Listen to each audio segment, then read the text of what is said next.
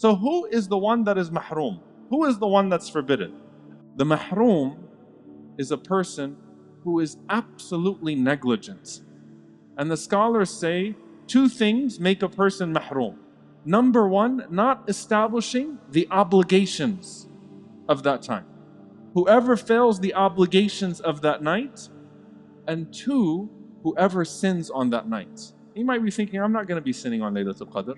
Backbiting someone or looking around, with the sins of the eyes during that night of Laylatul Qadr. What a mahroom person you would be. What a deprived person. So deprivation is not doing the bare minimum and sinning. Meaning what?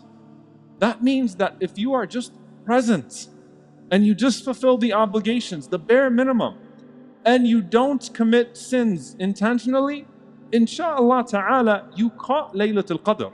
The Prophet ﷺ once again ascends the minbar. And so every step that he took, he said, Ameen, Ameen, Ameen.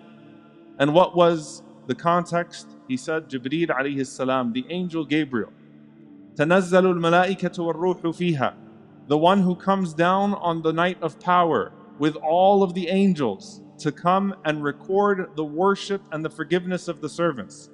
Jibreel came upon me and he made dua against, multiple narrations here, he is distant from God and entered into Jahannam. Who? And he said three things.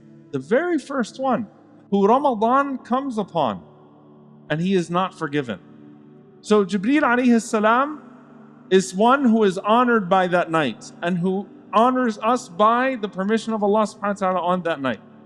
And he's saying, what a failure, what a deprived person who has Ramadan enter upon them and leave them without being forgiven. What a deprived person looks like.